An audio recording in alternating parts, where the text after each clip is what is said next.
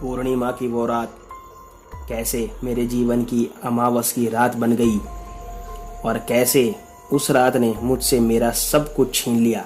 आज की कहानी के लेखक हैं दांडेकर जी और आप देख रहे हैं आहट एक अनहोनी की। मुकेश और रमेश दोनों गहरे दोस्त थे। हाँ, ऐसा नहीं है कि ये दोस्ती बचपन की थी। दोनों फार्मेसी कॉलेज में पहली बार मिले थे। दोनों गुजरात से थे और पहली बार हुबली में मिले थे, एक फार्मेसी कॉलेज में। दोनों हॉस्टल में रूम पार्टनर्स थे। साथ में पढ़ाई करते करते दोनों अच्छे दोस्त भी बन गए थे। दोनों पैसे वाली फैमिली से थे और बाइक ले ली थी हुबली में आने जाने के लिए। छुट्टियों के दिनों में भी दोनों छोटे छोटे ट्रिप करने के लिए इधर उधर चले जाते अपनी बाइक पर, और उन्होंने एक ग्रुप भी बना लिया था बाइकर्स का। एक शाम ऐसे ही बातें करते करते दोनों ने निर्णय लिया कि हुबली के पास के जंगल में रात में बाइक से घूमा जाए। वहां जानवरों का ज्यादा खतरा तो था नहीं, सिर्फ जंगली हाथी ज्यादा पाए जाते थे। दोनों ने फैसला किया कि कल ही रात को चलते हैं जंगल की ओर घूमने के लिए। दूसरे दिन पूर्णिमा की रात थी। चांदनी रात में रोड काफी अच्छा चमकदार लग रहा था। 1-2 घंटे की ड्राइव के बाद दोनों अंदर घने जंगल में पहुंच चुके थे। लेकिन एक चीज मुकेश को खाए जा रही थी कि कोई भी वाहन उन्हें नहीं दिखाई दे रहा था। दोनों इसी बारे में चर्चा करते करते आगे बढ़ रहे थे। तभी एक बड़ी नदी का ब्रिज आया जो दूर से ही साफ दिखाई दे रहा था। एकदम शांत माहौल में नदी के बहने की भी आवाज अच्छे से सुनाई दे रही थी। जब दोनों उस ब्रिज पर पहुंचे तब देखा तो नदी नीचे से काफी आवाज करते हुए बह रही थी। दोनों को वो सीन बहुत अच्छा लगा तो बाइक रोककर ब्रिज पर खड़े हो गए और चलती ठंडी ठंडी हवा का मजा लेने लगे। अभी दोनों वहां बातें कर ही रहे थे कि अचानक सब कुछ शांत हो गया। हवा चलना बंद हो गई और गर्मी का एहसास होने लगा और मोआ चिड़िया उनके ऊपर से आवाज करती हुई जाने लगी।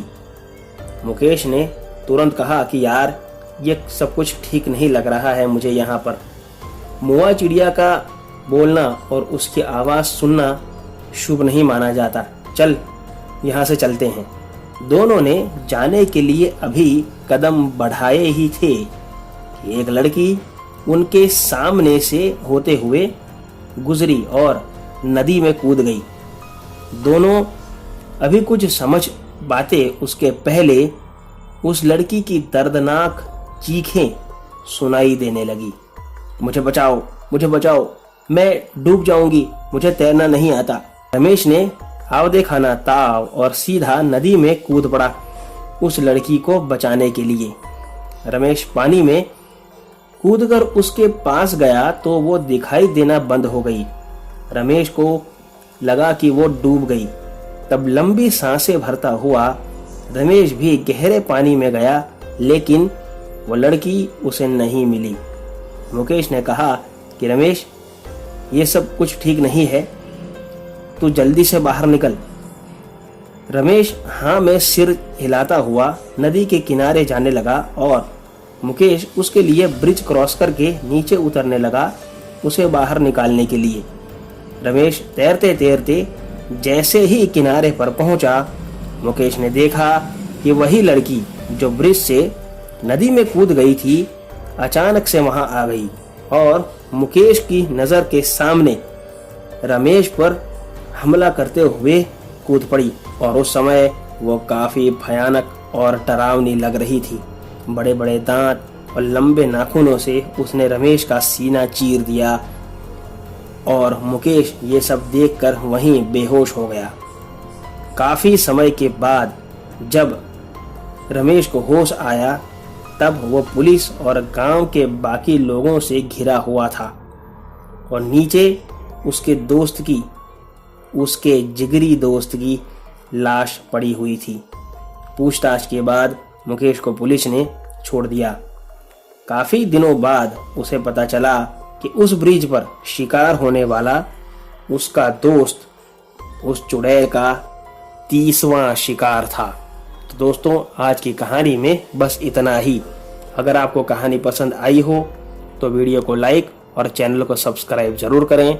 तो मिलते हैं अगली कहानी में, तब तक stay home, stay safe, thank you.